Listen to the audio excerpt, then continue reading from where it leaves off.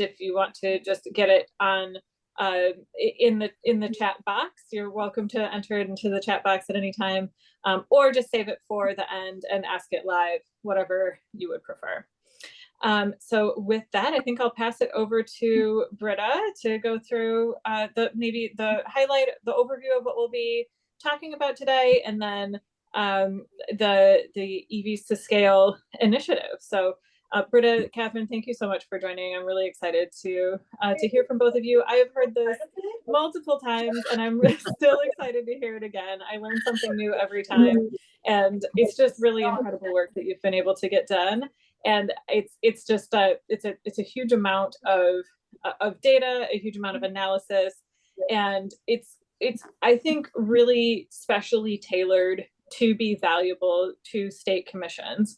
So I'm really excited to be able to share it with this group. So Britta, maybe I'll pass it over to you to get things kicked off. Perfect. Thank you, Commissioner. And Catherine, thank you for joining me here today too, Catherine Stankin. There's so much going on EVs2Scale. It was just a reframing.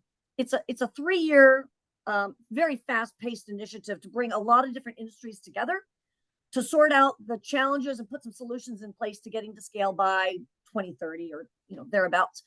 And so this is the 3rd full year of funding of the program. So believe it or not, we've been at this 2 years. We have done a lot. This is sort of the last year of the big push. Everything we're learning is going to feed the overall transportation program at EPRI, and it'll continue to live and breathe and grow and so on. So what we want to do today is just kind of maybe help you focus on the bigger tools and solutions that came out of this project that, again, some of them are just now launching. So we want to make sure that you understand basically the 4 big tools. There's a lot more, but if we just sort of concentrate on 4 things, we'd all be able to sort of maybe think of the 4 things. So there's a lot more detail we could go into if there's interest in other areas at another time. But let's just get you caught up on where we are now. We'll give you updates on the program. You saw the agenda there real quickly. We'll show you a couple snippets from what customers are saying and fleet customers are saying about GridFAST. We in particular want to show you GridFAST because that's probably the least known tool to you. You know better the vetted product list of hardware out there, charging hardware. You know the e-roadmap. Again, I'll show you some snippets. But GridFAST is sort of the bigger, very late, more recent one. And then we'll get into some of Catherine's work. She'll be presenting on the grid connection report she's working on, the GridREADY 50-state decks that help promote the information from these other tools so that they don't get lost in the web or on a shelf. So she'll talk about those, and then also a summary of where the resources are being used, just so you know. That is a big emphasis here. It's not just creating stuff that sits on the web or sits on a shelf, but has legs and arms and will move to the stakeholders that need to actually maybe rethink the way we've been doing business to get to scale. It's just, there's a lot of work coming at us. So let me just dive into this on the next slide then. And let's just dive into maybe where we are. There's one slide I want to show you here on the next slide. Okay, this was new to me a couple months ago.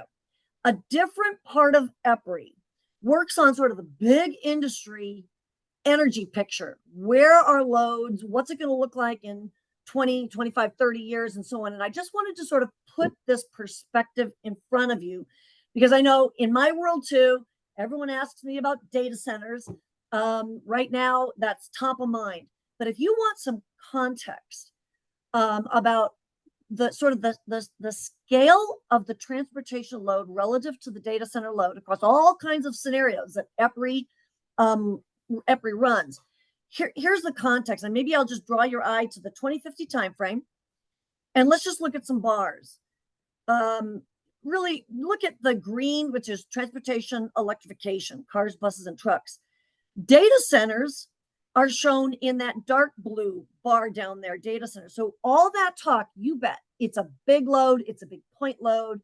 It's a different kind of load, as we all know. We won't go into that here today.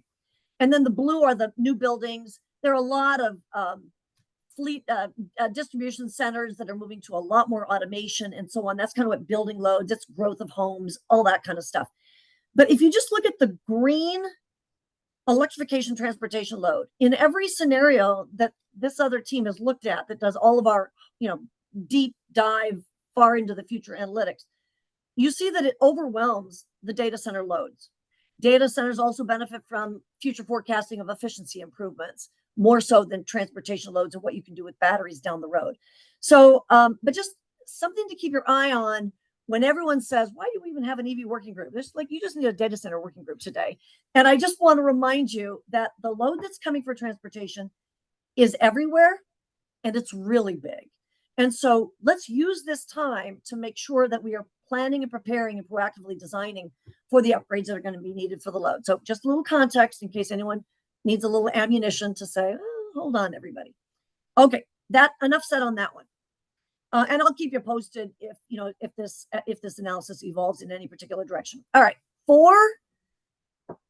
among all the things we've done for 2 years and now this final year of the program, and we have some stuff that'll keep going next year and the year after, but big funding is this year, the last of this year. 4 big deliverables to note. The vetted product list, right? This was our effort to make more visible and transparent all the hardware, charging hardware, all of the vendors, what their hardware or their networking systems comply with or not. Did it meet Made in America requirements in NEVI? Does it meet OCCP, what version requirements? That matters to a lot of programs. And so what we have now is, and all in an effort to raise the reliability of the charging systems out there. We struggle with, public charging reliability. A lot's been done in the last 2 years. Some of it was just being done in parallel. We didn't want to redo what others are doing, like the Department of Energy and Joint Office. This is what we knew we could take on.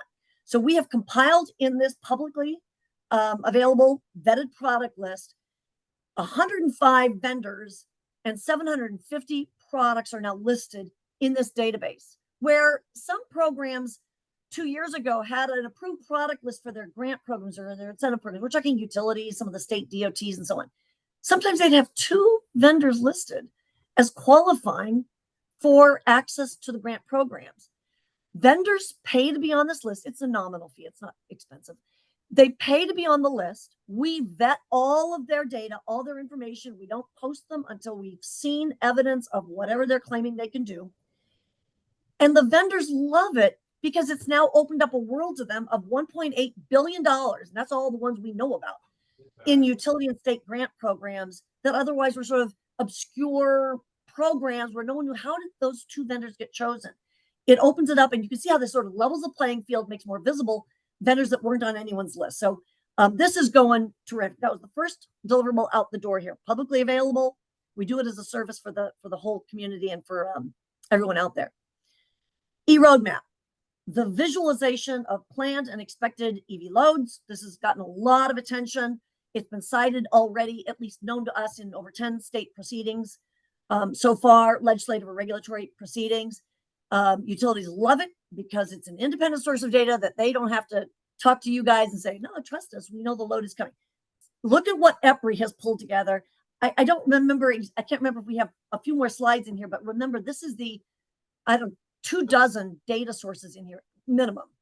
It's data we could buy on instrumented vehicles. It's the data that Daimler, Volvo, Packard, Navistar provided to us, all their telemetry data for all their trucks since 2015-ish. All their telemetry data where diesel trucks go and so on. And it's then also, we've incorporated fleet data plans, real plans, Amazon, PepsiCo, FedEx, Tesla. Folks sort of start at the top, we're going to way down to sort of the less ambitious plans. Folks who are really electrifying their fleets or their distribution centers, for example, that load is known to them. They are making it known to us. That data is also a part of eRoadmap. So really most valuable data set of all time. And we continue to grow it. We've been working with the DOE and the national labs. We're going to be adding school bus information to this. We said it took 2 years to vet that the school bus data that WRI had and the national labs had was good enough finally in all of our estimations to finally put on here and show what we think school bus loads are going to look like also in the next 1, 2, 3, 4, 5, 10, 15, 20 years. GridFAST, I'm going to talk at length about that, but imagine not a visual public tool like eRoadmap. Behind the scenes, how do we get this information earlier between folks with data fleet operators, charging providers, charging developers. How do we get that data over to the utility world years in advance, not months in advance like it is today? Let's fix that problem. So it is a secure exchange of information between transportation load data holders and the utility industry. All 3,200 utilities is the ambition. And then Catherine here, her 50-state GridREADY decks, I'll just leave it for her to explain all about the 50-state decks that we're putting together. All right. Again, just side by side. So there's just complete clarity on what is eRoadmap and what is GridFAST. eRoadmap, public, communication, citable, referenceable. Don't hide information about where loads are going to be at a hexagon level, hex 8 level, which is 0.28 square miles, which is about a feeder level. So make it useful to decision makers that they have confidence in what's going on there. GridFAST, not public and visible. It is behind the scenes. It is the secure communication that then begins to produce and procure all of this information in a secure environment so that site plans can be known many years in advance. In the end, GridFAST actually can be used to anonymize and aggregate and additionally reinforce the data that's in eRoadmap, the public tool, but only anonymized and aggregated data. We don't want to expose who everyone is. That's a real condition of folks cooperating with us and providing data to us. Nobody wants their commercial plans known that visibly, but as long as we hide Amazon and Walmart together and Daimler and Volvo data together, everybody's very comfortable that no one's getting exposed and their plans aren't being violated. All right. So I'm not going to talk today about the load part, the power and energy needs from all those folks that have provided data to eRoadmap. I just wanted to remind you again and give you an update on the status of the hosting capacity, the load hosting capacity maps. I know Commissioner Peredick loves this part of it. We do too. This is new as a reminder to the utility industry. Many utilities, some don't even have digital data, so they can't produce these maps very easily, but everybody's got an Excel table of all their feeders and what the capacity looks like today and where they're seeing some pain points coming. We are using eRoadmap to integrate just as many of today's available hosting capacity maps. We're almost at that point. And then what can we begin to work with other utilities to begin to help either create them for them or work with what they have and turn it into apples so that we can compare it to our apples. So we have 14 load hosts. It depends on how you call it, 14 or 19, depending on how you count utilities. But we have California very well covered, New York, a lot of the Eastern Seaboard. We are in the next update adding basically all of Illinois. Once you've got ComEd and Ameren, Illinois, you basically covered all of Illinois. Those are coming in the next update. We have the data. BGE, Baltimore Gas and Electric, another one of the Exelon companies. They are the next Exelon company to join and have their data included. If we go to the next slide, what are we talking about here with hosting capacity? Well, in an ideal world, Amazon, FedEx, PepsiCo, anyone with activities in a site could actually look at this tool early in their prioritization efforts. Where should I go to West Baton Rouge or the south side of Chicago to electrify my fleet first? Where is their capacity today on the grid? And so in the best possible world, utilities are able to share line information, feeder line capacity information.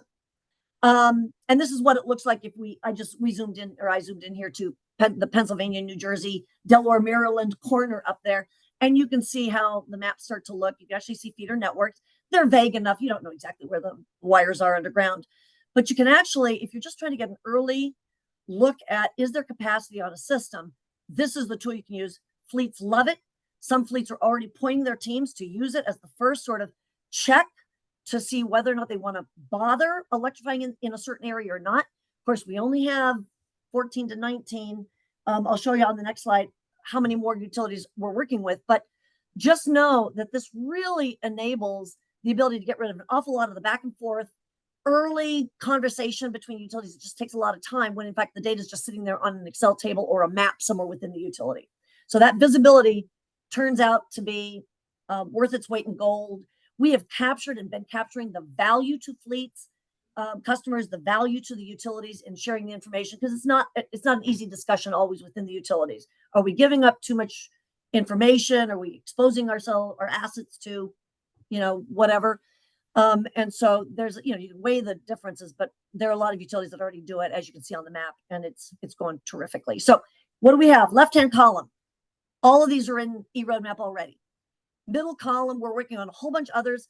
They have them posted somewhere publicly. Sometimes it's apples and oranges. It's not exactly what we need. We're working with them to nudge these things in the right direction and incorporate them, but they do have the capacity. That's a bad term. They have the ability to produce this pretty easily for us. The third column are utilities we're working with that have never shown the ability to do a hosting capacity map, and we're working with them. There is interest there, and we're going to continue to work through it. So you can see that if we can keep the momentum going on hosting capacity, we could end up with, I don't know, 50 utilities on that map, and then maybe it's a hop, skip, and a jump then to get the rest of the country's utilities engaged. And maybe a reminder, I might have said this to you last time I spoke in front of you.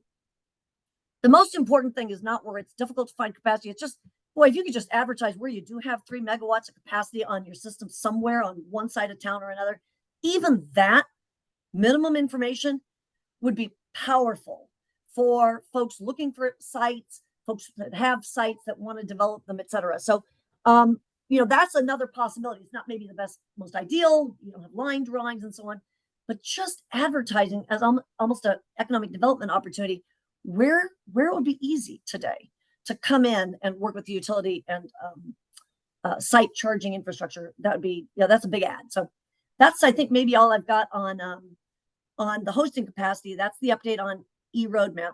Let me go to GridFAST now, and let's walk through the GridFAST tool. Remember, behind the scenes, just released, soft launch. We're still testing everything out, making sure customers have what they need and utilities have what they need. But here's the notion. The notion is that so everybody has to lean in a little bit. If we just wait for a service request, that's that middle gray bar in the middle. If we just wait for when design details are known, the site's known, the number of trucks are known. If you wait for the service request when the utility gets everything they need on a service request application, you've eaten up 2 years without having any inkling of what was coming down the pipe for you. And so the idea is, can we nudge everything about a site years in advance? Can we move it over to the left on this slide? When it's a vision, a plan, can Travel Centers of America just acknowledge, load up all of their, I don't know how many sites they have, 500, 600 diesel fueling stations in the United States. Just load them up. We'll put them in the roadmap. You can pick a year, pick 2030 if you want, pick 2040 if you want. But the idea that utilities could begin to see, okay, they have sites, they have an anticipation that they're going to support electric vehicle truck fueling. If we could just sort of nudge that awareness into being so that we know this year, next year, the year after, but also 5 years, 10, 15, 20 years from now, everyone is smarter about the aggregate impact of loads and where maybe it serves the greater purpose and multiple fleets, multiple charging providers, multiple manufacturers of the vehicles and so on at the same time. If we go to the next slide, when we started to think about GridFAST, we interviewed everybody possible. We interviewed charging providers, all the leading guys, the leading fleet operators, the leading utilities, and said, what goes wrong today in the interconnection process from beginning to end? And there were things like, well, we're a fleet, we don't have any transparency into what the utilities, where they are in the process. Are they ignoring us? Are we get capacity information? Others, we deal with every utility. Can somebody standardize some of these practices across 3,000 utilities? Because we have to relearn everything every time we pop into another utility's website and try to figure out what they're asking for in their service request forms.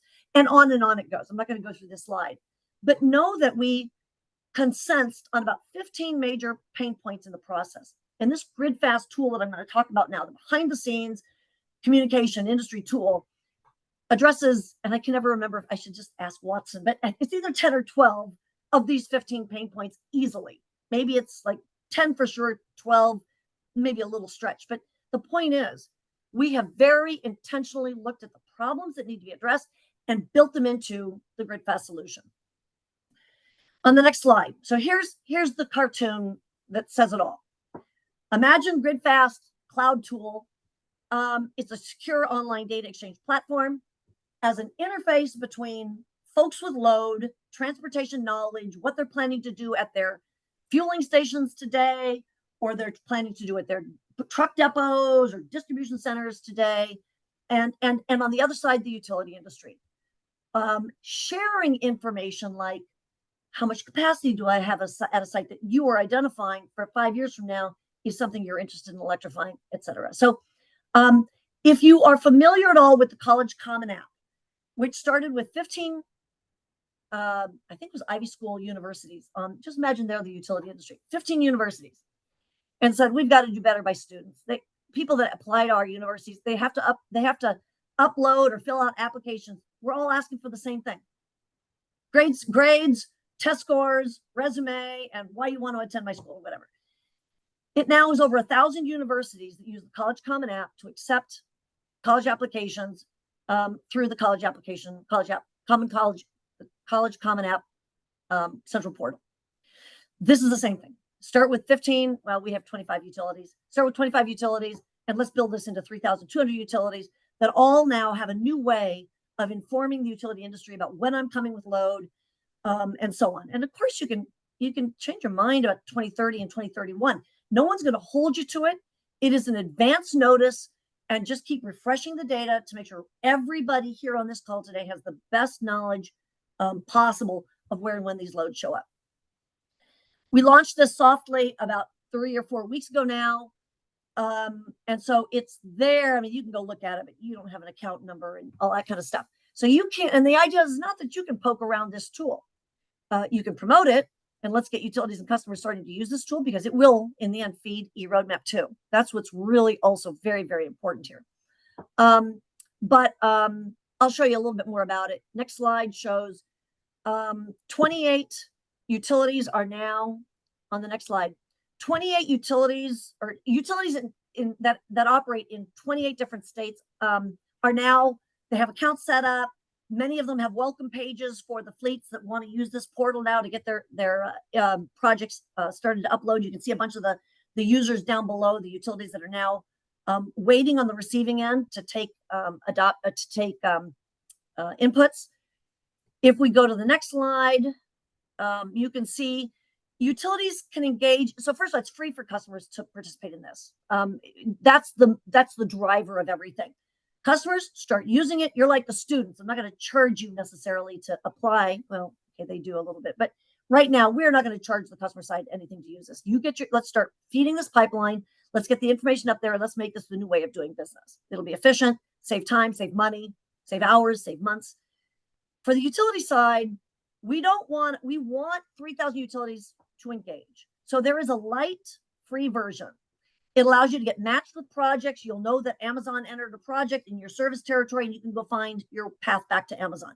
No problem. We are never going to stand in the middle of information getting to you. But if you want the full functionality that gets to utility coordination and sharing capacity information, and then ultimately getting to the service request via an API that feeds your system of service request applications, that's going to be an upgraded capability. And so we need some mechanism to help feed help support the cost and sustain this tool. Again, we think it's pretty modest, just to get folks engaged and willing to use this. So we're trying to keep costs really, really low on this. So just know that there are 3 levels of engagement here. If we go to the next slide, real fast, you input. If I'm the customer now, here's how it looks. GridFAST looks. I'm inputting a project information. I got something over there on some Parnassus Boulevard. And you can see what the project looks like. It matches to a utility at that address. Given all of our, we have all the service territory maps in eRoadmap as well. Remember the public-facing tool. We have all these service territory maps now, all 3,200. You get matched to a utility to make sure you're talking to the right utility. Is that Entergy, or is that some other rural co-op involved covering that site? Then there's capacity information exchange. Then they're starting to prepare a service request where more and more detailed questions shows up. But always sort of a standard template until you get to the point where utilities are then do have the option to add more specific customized questions at the end of the day. But for most of the process, it's all the standard vocabulary, standard templates, standard calculators, everything to make the job easier and self-explanatory once Once a fleet operator or charging person's done one application, they can do bulk uploads and load the next 400 sites all in a one fell swoop. All right. Oh, let me just go glance quickly through some pictures. This is just to give you a sense of what the screens then look like to help absorb what I just sort of theoretically described. So I'm a customer. I'm ABC Logistics. I could be Amazon or FedEx, whatever. ABC Logistics. I can see all of my projects that I have now been entering for the last 3 months. I can see them at a glance. Next slide. I can see my utility contacts at a glance. Who's my person at ComEd? Who's my person at Entergy? Who's at the rural co-op at Great River Energy, etc. On the next slide, I can now see also, this is that transparency item on the 15 pain points. Where are my projects with these utilities? How many are still stuck in input, but I haven't gotten a utility match yet? And why wouldn't I? How many are in the capacity information exchange? How many have now moved into service request preparation? And actually, how many are now ready to push a button to go into the service request portal for the utility? So as projects mature from left to right, you can see that your projects are making some progress through the system. On the next slide, of course, there's a page, and for a particular site, I'm not going to do any more than just show you this. You say, I've got a logistics center at Parnassus Avenue. I'm a customer still. Here's my site address. You click again, and you can see it's been confirmed as a PG&E location. That's who serves that location, and PG&E has acknowledged, yep, that's us. That we got you. That's ours. Next click tells you, I think, when you want that site in service. Are you saying it's a year from now, or are you saying this is eventually before 2030? Our goal is to get all these sites done. So it's the 2030 date or 2035, or maybe in the next 3 years, etc. And then finally, let's switch now. Change your hat. Now you're a utility using this tool. Now you're Pacific Gas and Electric, PG&E. I see all my customer projects, everyone that's entered a project, Amazon, again, Pepsi, Penske, whatever. Here are the projects at a glance. Same thing on the next slide. They step through. Oh, I can see all my customer contacts. Who's the person at Amazon? Who's the person at Penske, etc. And on the next slide, I can watch the projects. I'm the utility. And remember this, now executives could see this. The key account staff could see this. The of the utility, the EV teams can see it, but so can the distribution engineers and the service planners. So this is a much more visible way across the utility. This is one of the benefits we're finding now that might not even have been identified in the 15 pain points. This is a major opportunity to make sure that stuff can't get lost, because a lot of folks they also don't know at the utility where things are stuck. And so this allows a lot of visibility to an entire utility team just to keep extra eyes on the customer experience and hand-holding. All right. Catherine, did you want to show the clips, or we were not going to do that today? Did you have something? Yeah, let me just share a different screen. And one more While second. she's doing this, we did a broadcast of a whole bunch of utilities like a week ago. A lot of non-utilities that we don't usually work with, to let them know what this is, to get them interested in set up their light accounts. And we asked one customer and one utility to speak in front of all these other new utilities to us. And so here are just two, I think, clips that Catherine would just like to play for you to hear what someone else is saying about their experience with the tool. It's about 5 minutes, and I did say share my sound, so let me know if you have any issues. Now to Watson set it up nicely. We talk with a lot of EV customers, fleets, and other folks providing EV charging services, as well as utilities at the beginning, throughout the design, and then on an ongoing basis. We're in our soft launch phase now, and we've been working with a handful of customers to really understand their experience as they interact with utilities for the first time, or get to that point. And so with that, on the next slide, I wanted to introduce Taki Darakos, who's the Vice President of Vehicle Maintenance and Fleet Services from Pitt, Ohio. So Taki spoke with us when we started the initial interviews. And Taki, wanted to hand it over to you and kind of give your perspective on what you're seeing from your side of things And any general reaction so far to the vision behind what we're trying to do with the GridFAST tool. Sure. Thanks, Jen. Thanks, Watson. My name's Taki. I'm the VP of Maintenance at Pitt, Ohio, and we're a for-hire carrier that is a national fleet. We run from New England down to the Carolinas, across to Nebraska from an overall organization footprint. And we started down an electrification journey roughly 4 years ago, and that was with early planning for a site in Cleveland, Ohio, and frankly, it was all very new to someone on the fleet side. So we were challenged to find the right person within our utility, and we had a couple of sites we were looking at, and really had to kind of understand what were the service capabilities in the market. And even within the utility, there were two different groups, one for each of the sites. So I very much, I'm very much a fan and a supporter of this because I think that it is a whole new language and avenue, and the challenges that come with supporting electrification and medium duty, heavy duty is a whole different animal. We've couple things. I think there was a quote on one of the slides that said 10 different utilities at 11 sites. We're very similar to that, and there are different processes, and it's not a knock. It's what it is out there. And I think 2 years ago, I came out to Electric Edison Institute / EPRI conference workshop in Columbus, Ohio, and it was really with the intent of finding as many of our utility partners and handing out business cards and trying to make contact to really understand how to spur continued conversation and to move this forward. So, I equate this to like the college common app. I think it standardizes and normalizes the language and what the expectations are, and opens up a dialogue that you can always add to it, but it's a baseline to start and really grease the wheels in terms of helping with the planning and also the moving forward of the projects that are out there. So we're a fan. I wish that something like this were in place 4 years ago. It probably would have saved me a lot of anxiety and stress, and probably a multitude of emails and phone calls to get in touch with the right people. But really looking forward to seeing how it shapes and evolves, and how it refines with continued input from the utility side and the fleet side. Hope that makes sense.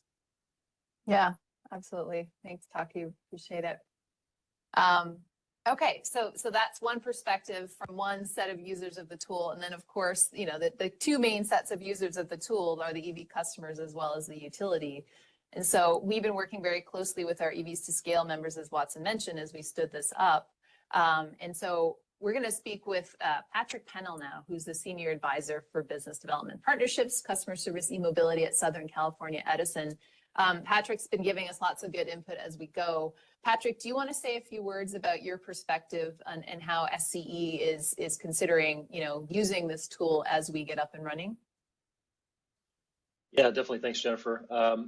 Yeah, we are, still early on in the kind of GridFAST project here, but we're seeing it as an opportunity to make parts of our process easier for our customers. I think exactly what Taki and some of the other customers have said is an ability for them to kind of consolidate some of their efforts. We see the value in that, but what helps make things easier for our customers, generally standardizing things, it helps us down the road as well. So kind of making it easy for them can help make it easy for us. And GridFAST, for us, Edison, it kind of aligns with a couple of existing efforts which we've had. So, for us, we're kind of considering how we're going to use those in the future. What does that kind of look like as we're continuing to develop this, internally along with our other tools and systems. And really, for us, from our sort of value proposition, the early customer insights, which we're sharing with some of the other groups within Edison, our Ready Grid team, those are really valuable for us on the grid planning side. And then also some of the, again, those customer tools that I think we'll benefit from is the right sizing for customer infrastructure, and also providing a kind of a different conduit for us to connect with those non-managed fleet customers, like Watson said, where we have a lot of fleet customers who we've kind of developed relationships with, but I'm sure there are several out there which we haven't. So it's another opportunity for us to generate leads, to capture the information and start having those conversations with customers. Great.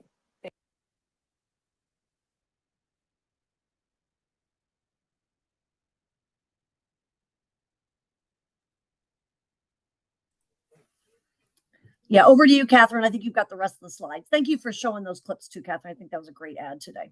It's great. All right. Yeah. All right, let me just get to our grid connection report. Okay, hopefully I'm not too loud either. Just turn up my volume. Okay, so we have a couple, just a couple more things to run through here. Our grid connection report, GridREADY resource, and where some of our tools are being used today. So first of all, this is because the name Scissor, Charging Infrastructure Interconnection Simplification Resource, was way too long, we just shortened this now to be our grid connection roadmap. And this is a DOE funded project. You can see the entities involved down below, the ATE, IREC, RMI, and a number of the Clean Cities groups. And this will be released actually next week, but it looks at some other policies and processes that need to change with that energization process for EV service requests as we get to scale. And so this is actually geared more towards the smaller customers, anywhere between maybe 1 to 10 vehicles in your fleet, and also some multifamily housing customers.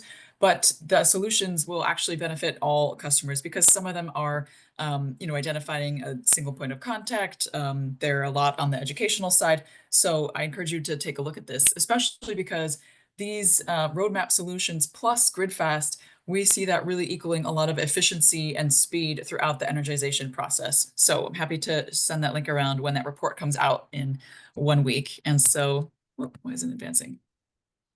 This is what the typical energization journey would look like from steps 1 through 10. And now this is a pretty busy slide, but the thing to note is that through all the research we did, there was really a need for this initial step 0, which is that pink bar. So there's a lot of different solutions that are out that utilities can adopt for or partner with third-party entities on, but for this informational phase, which involves a little bit of the vision, plan, and the funding that a customer needs to undertake. In addition, after the site has been energized, through the research, we learned that there's also a need for a post-energization step. Now, this is where the utility could then contact the customer again and inform them about managed charging rates, if they were developed after the site was energized, that kind of thing. So there's, and also some utilities are looking at different maintenance programs and things to reach out to their customer with. So there's a lot that can happen post-energization as well. We also looked at which of these steps could happen concurrently, and then also which of these steps vary based on if the customer is, the small customer in particular, is leasing their site or they're not owning their site. So for property managers with multifamily housing, this is, you need to look at that. And then also, for your small customer, which most often they're probably leasing their space, they're not necessarily always owning it. And so we identified solution steps at each of these different stages of the process, multiple solutions, and we ranked them also according to what would be the easiest to implement, lowest hanging fruit to the hardest. And we also noted which of these solutions would be the highest impact in terms of reducing the timelines. So you could see in the white box there, steps 1 through 7. I won't read those, but just for step 4, developing cost estimates and designing your site plan, there's a number of different solutions there. And then the report goes into a lot of detail about what exactly each of those would be. In terms of our next thing to talk about really briefly is our GridREADY resource. And so Britta alluded to this already, but this is a 50-state individual, well, we prepared 50 of them, one for every state. That just is a way to promote a common database understanding across the states on telling that narrative for why we need to be planning for EV load at scale now. And so this is a way that we can reinforce common data points and reference materials and ensure that no state is left behind either. And so this is an intended resource for utilities to use, for some internal education perhaps of their executives, also for you all to use, for NGOs to be sharing with legislators or other policymakers in the state, just to get on the same page across the board about the need for the proactive planning, some strategic investments, but also we share, and I'll run through an example of the deck, but we also share some of the economic development opportunities that are in the state. So that's a public link there. Everyone can access their own state and take a look through it. It's only about 10 slides, so I'll run through those 10 slides just at a very high level here. So this is Tennessee. And we start just with some overall data about how we're seeing sales increasing. On the left, you've got overall EV light duty market share. And on the right, this is specific to Tennessee, that we're seeing year-over-year growth. And in fact, the market share has doubled in the past 2.5 years. We'll then move into just showing a high-level glance at eRoadmap, what you see in 2025 and what the state looks like in 2030, and then just overall a picture of the energy use over time, breakdown in between the medium heavy duty and the light duty. And there's a lot more information on this slide, so I won't read it, but just a little teaser for you to all look at it. Then we'll give you a snapshot into what a couple major cities of interest would be. And so for Tennessee, that's definitely Nashville and Knoxville. You see some of those blue dots, which are those hotspots that will require attention. And we'll go into that on this slide, which shows a breakdown of all of it at different hexagons. If we were to bucket them over years, so you start, 2025 going to 100% electrification, and then grouping them according to the size, what falls below 1 to 3 megawatts. So it's not a big an issue. 3 to 7.5 megawatts, also potentially not an issue. But as you get into some of those bigger sizes, you start to identify what really needs to be addressed today. And I'll show you an example of that gold box there. A couple of those hexagons, you could see I've shown 2 examples for the year 2030, and they are bigger than 15 megawatt hours. In fact, that top example there in North Nashville, that is an area with known EV fleet plans, and that is projecting a 28 megawatt hour load. And then on the bottom, this is in Northeast Knoxville. That area is also projecting greater than 18 megawatt hour load. And you can also see there what it would be for some managed and unmanaged charging scenarios. These decks will also look at the top 10 counties in the state and what the projected energy load is, light duty in 2030, medium heavy duty in 2030, total load, and then what an equivalent number of single family homes that would be, just to make it a little bit more relevant for those that aren't familiar with megawatt hours or megawatts.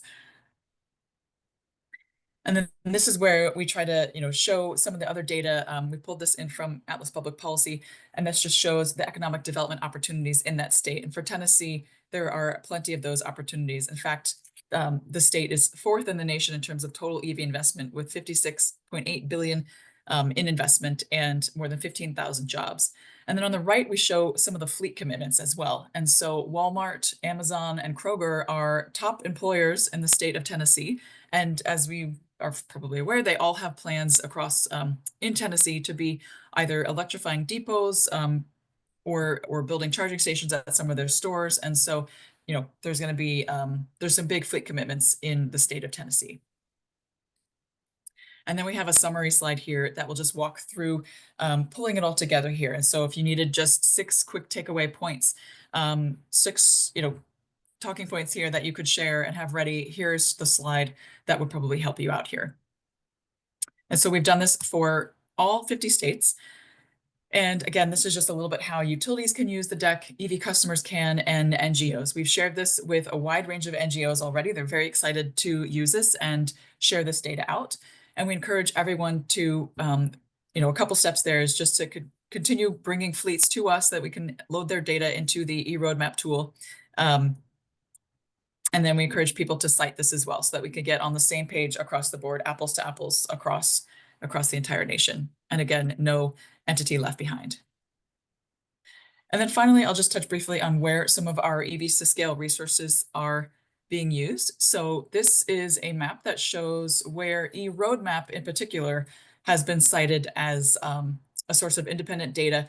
And it's been cited in 10 different state proceedings. So it could be in the legislative arena, or could be something regulatory as well.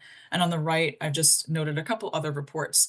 There's a lot more in the works as well. So if you'd like more information on any of these states, please just feel free to reach out to me. I'll also note, well, Britta touched on this a little bit already, but with our vetted product list, these are all of the different vendors that are using the vetted product list. So there's more than 700 products, 50 networks, over 100 vendors have been vetted. And then this slide shows who is using the VPL. So it's not just utilities, there are states as well. Some of the state incentive programs, they're now citing our list. So you can see that the vendors now have access to, as Britta said earlier, just over 1.8 billion in program funding. So I think that was all that I wanted to share, and I think we're at our time as well. So I think we can take a couple questions now. Yeah, that'd be great. Thanks both Britta and Catherine for going through all of that. That was a ton of information. I know this has been a lot of work over the last 3 years for you both and your whole team on putting this all together.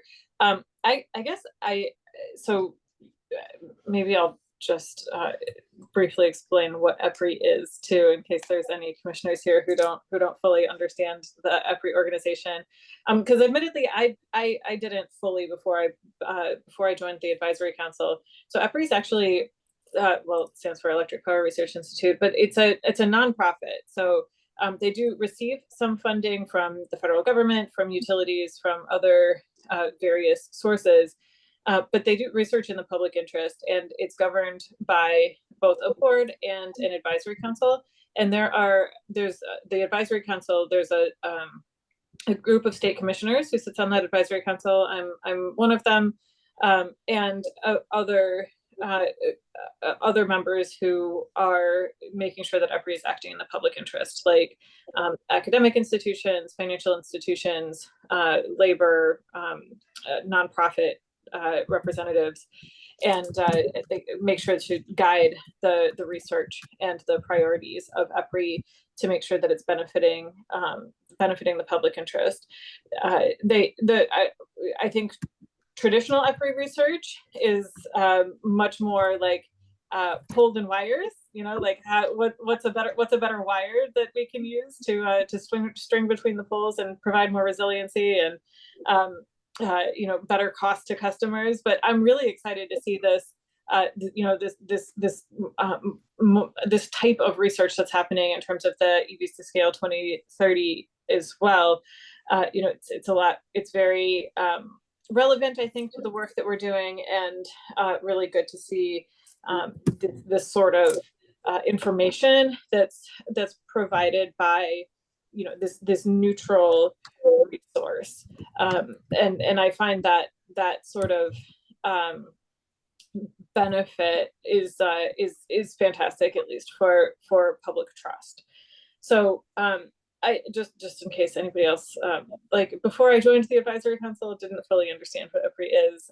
EPRI is a very, very different organization than than a trade organization. It is not a trade organization. It's doing research in the public interest. Okay, so I definitely want to open this up to questions for everybody, but I just wanted to maybe just kick it off with one question, and you can either raise your hand if you'd like, or just pop off mute after I ask my one question, or continue to ask them in the chat. We have an active chat going right now. One of the questions in the chat was on the updating for the fleet plans. So you update them quarterly, you said in your answer in the chat, which I think is great. So I guess a couple questions on that. So how, do you go and reach out to each one of the fleet operators and say, hey, do you have updates? Or how does that updating process work? And I'm curious if you've seen anybody pulling back on their fleet plans and their fleet electrification plans in the last quarterly update, or if you're what is the trend that you're seeing in terms of fleet electrification? Okay, yeah, so that's obviously a really important question right now, and we're trying to keep our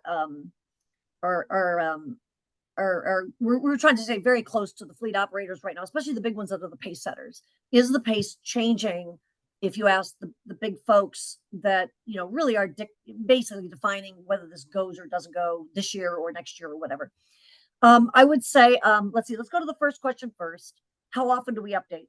If we had significant data, we would update, right? You know, we would do it more often. I think the challenge is it's a software, because it's such a secure website, and EPRI has very, very strict standards. We have nuclear data and all kinds of stuff at the Institute. So we have some very strict standards. We have to be very careful about just constantly editing a public website. But we find that we can aggregate, you know, new data from Tesla, what the DOE is giving us on school buses. It takes us that much time anyway to vet it in the meantime, to make sure it's the right data, it makes sense. We can, you know, give heads up to anyone if there are any kind of significant changes there, which we've actually not seen. We've seen a lot of nice consistency over the last year and a half since we released eRoadmap. So about a quarterly is about the fastest you want to sort of mess with the software systems. But that gives us also then 3-month cadence to do it. The capacity, I mentioned in the chat, we do the capacity maps as often as the utilities do it. SCE's got that famous Dr. Pep system. They do nightly updates of Dr. Pep. We take that exactly. We just automatically update capacity numbers every night, so that anyone using our system is seeing exactly what the standalone SCE system is showing. We do weekly, where the utilities do weekly updates, quarterly, monthly, whatever they're doing. Second question is, what are we hearing? So I think that there are many fleets on pace. That I'm just talking about the ones that really were doing it for many different reasons, some economics, some climate, some different reasons. Many are on pace. I would say that I have heard of 1 or 2 cases where Class 8 is really in question right now. The costs were high on the truck side. Technology was not nearly as advanced as it was on the light duty and the last mile, which is a Class 2 commercial van side. Fleets that have commercial and Class 8, the commercial vans are moving out. I haven't heard of any changes in the commercial van space. So all those BrightDrop, Rivian, Ford Transit vans, I haven't heard any customer changes. That's going to happen. The economics are there for those fleet drivers. The fleet drivers love the trucks, et cetera, et cetera. Cars, same thing. Fleet purchases and so on. So I think Class 8 is a little at risk right now. It doesn't mean that some of them are still going like gangbusters, but we're watching especially those loads. But I will also say, I love what EPRI is doing in this role, because we are actually almost a gatekeeper to, I don't know, nonsensical data that never actually meant very much. Press releases are just one thing. When I start asking for data, it's funny who gives me data and who doesn't. The ones that are really serious and have plans, they somehow are willing to share the plan. Those that actually have never shared data, I've always questioned whether they were actually serious. And so it's a real gatekeeper job we have. So there are not fleet operators that are now suddenly stopping Class 8. And so it changes eRoadmap. No, they weren't there. Class 8 was really not there in the next 3, 4, 5 years either. I would just say that it might influence what's happening between now and 2030. And so we're going to be taking a look at regulations and all that kind of stuff. So yeah, nothing right now, not much has changed.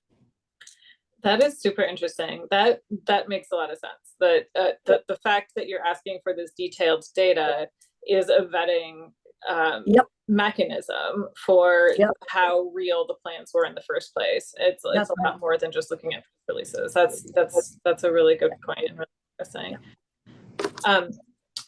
Yeah, I will. Sorry, I'll stop talking now and open it up to anybody else who wants to ask any questions of either Greta or Catherine.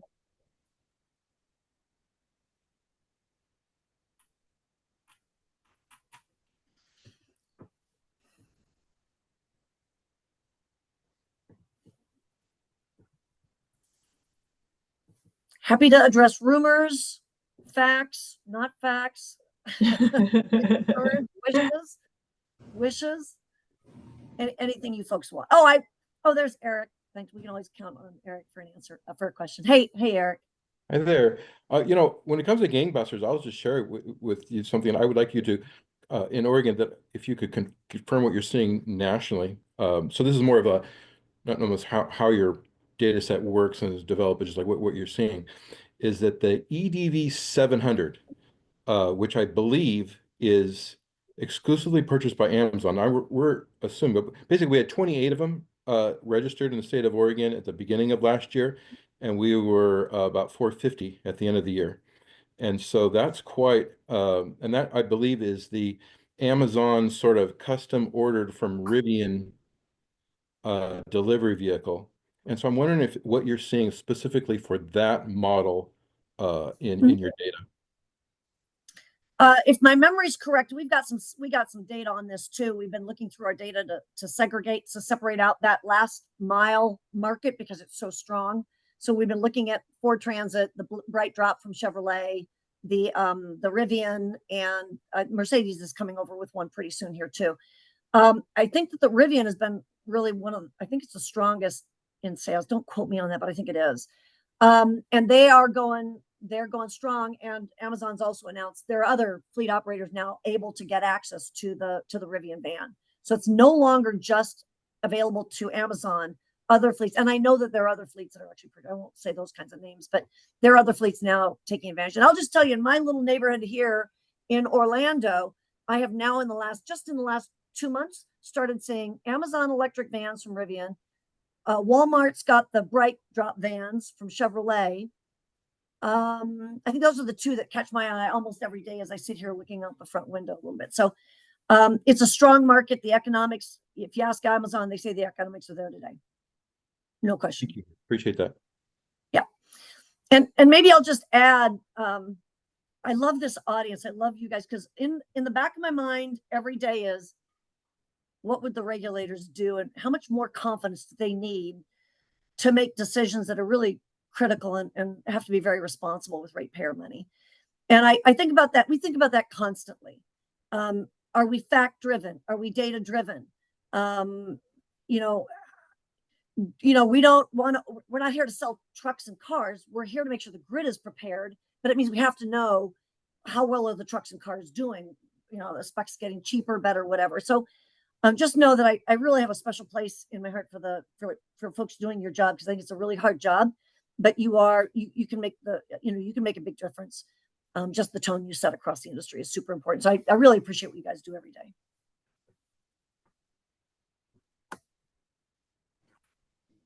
Thanks, Britta. Yeah, Stacey, please, Commissioner Rubin. Yeah, thank you so much. This has been fascinating to dig more into these tools. For the roadmap tool where you've got the managed charging, can you just say a little bit more of the inputs and how you're sort of at what level? How much do you think that the managed charging reduces the need for additional infrastructure? And just having you talk through how critical that really is and how the tool accounts for it. So we are just beginning to put in, you've got one option right now on managed charging. If you go to eroadmap.epri.com right now, whatever the link says, sent you guys. If you go look at it, there is a drop down where you can check, do you want to see the power numbers with or without managed charging? And it is a simple algorithm. It is not tailored to what we think will happen with light duty vehicles, what we think we could do with commercial vehicles. So if you theoretically look at managed charging, the theory says this is fantastic. If you could just move every car and truck over into the valleys, beautiful. We don't have to do much grid upgrade. Okay, we have to do some, but we don't have to do a lot. The real challenge here, and what EPRI spends its time doing in a lot of pilots and demonstrations and actually trying to figure out a path to scale. Like, we know enough to know where the challenge is. We have got to start getting automakers and utilities on the same page relative to what are we going to do? What has to be standardized to get this thing to work at scale? And one of the bigger challenges, and Catherine actually is working on this a little bit too, and that is, how do you get participation in these programs? How do you get folks that live in apartments into these programs? Is that a no-go? Multifamily housing. How do you get folks that are in their own homes? Is it a no-go? How come I look at the reality of some of this stuff. How come when PJM, I got to get this right. Don't hold me accountable for this either, but I believe PJM several years ago around Christmas had that 3-day really painful cold snap. And it ended, I think, on the 24th of December. And they finally called a demand response event. And they have like, I'm going to say some numbers, like 60-70% of people are on the demand response event. This has nothing to do with EVs, demand response in general. And on December 24th, like 40%, 50% of those registered in the program said, yeah, no, we don't turn my oven off today. I don't know what you're saying, but I'm not going to do it. Whatever you're saying, I don't want to do it. I'm opting out today. So the real kicker here is, can you get participation? I think Catherine's working on a report actually in the next 6 months that'll come up and describe where you can have success getting folks in here. The commercial one's really tough, right? If you ask, we were in a meeting, Commissioner Paratek might have been in that same board meeting about a year ago, and we had both Amazon and Walmart in a room, and Amazon said, no, we're not at any cost. We're not interested in this, in managed charging our fleet. You know, when we have to deliver, we have to deliver. And Walmart said, and this is not secret. Walmart said, well, wait. What are the economics? What do you pay me to help you out during a demand response event? And then what's the impact to my business? 1 hour, 2 hours, 40 minutes? What is it? So that is the challenge in the commercial space, is you are now impacting what they do for a living. Maybe there's some interest, maybe not, in participation. So that's the biggie here. So we are going to be refining managed charging assumptions in eRoadmap going forward. So you can actually, we can apply more logic there. We just started easy, like, okay, just like, do you have, and I can't, Catherine may remember what the algorithm is. It's real simple. I don't know what I can't remember what it is. We avoid certain hours of every day. I can't remember. And it's only the like. Well, I put it in the chat too. There's 2 different things, but basically as soon as it arrives at the destination, it's done, because we know the dwell times that it's charging in that length of time. So even that, I mean, you have to make some assumptions about this, but I mean, if it's you're dwelling for 8 hours, you could charge in that first 4-hour window, but that's not always true. You could always set it to the later 4. Yeah, Thank you. that's great. I would just say, I encourage you to do some more refinements here. I think it would be really helpful to us in Massachusetts and other states. Okay. We're really trying to figure out how to do this and how it changes the numbers. So I'm glad that you're starting here, and welcome seeing more. Okay, great. Good feedback. I'll write it down again. That's great. Yeah, I think the difference between residential and fleet is a really interesting distinction. Like, I think that there's a lot of opportunity for managed charging on the residential side. I think that one makes a lot of sense. But it sounds like from what you're hearing that it could on the fleet side too. But there also might just be fleets that are just totally not interested and want to fully opt out. Yeah, I consider this one of the most important areas, and it's the most frustrating area. I was at General Motors for a couple decades here working on EV stuff. And I was like working with EPRI back then to just start OVGIP. I won't get into what that is, but can the autos all work with the utilities and standardize this stuff? And it's still not done. And it's the most frustrating area for me. So I share utter frustration that this is so hard. One of the real tensions that we deal with every day is simply that everybody thinks there's money in it for them. Whether, I don't know, utility aggregator, OEM, charging provider, everybody thinks there's revenue coming to them. And of course, the landscape is so different around the United States. The sort of the differential between peak price and way off peak price, the differentials between diesel and electric or gas and electric. There are so many differences in the fuel mix that the economics have never proven consistently enough around the United States that everyone understands, oh, here's where the revenue is going to be.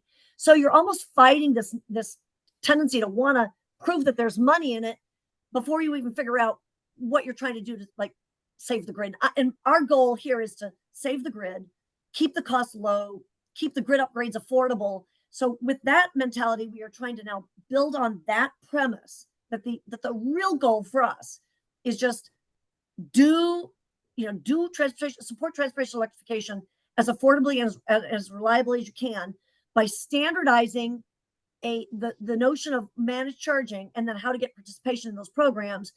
And then I think then let everybody figure out how they're going to make money on that. I feel like if we just get that foundation set, everyone will figure out how to make money. But right now it's been in the way of standardizing. So that's our tension. We won't give up. We're going to keep, that'll probably in the next 1-2 years, and this year too, we will make some progress in this area. That's great. Okay, well, thank you. I think we're going to transition to the closed session now with just commissioners and commission staff for our closed conversation, but really appreciate both of you taking the time to come and walk us through all of the work that you've been able to accomplish over the last few years and share the resources so we can then use this in the work that we do to make sure that there is enough sufficient electric supply, that we're doing it in the right way, and that we're planning accurately. So yeah, really appreciate it. Also, Catherine, I thank you for sharing your email there too. If anybody has trouble accessing the box file, I had to email Catherine and ask her to send me my state directly, because I get my state computer does not let me access that. So I assume that she would be willing to do that for you too, if you need help with that. So thank you both very much. Really appreciate you taking the time to do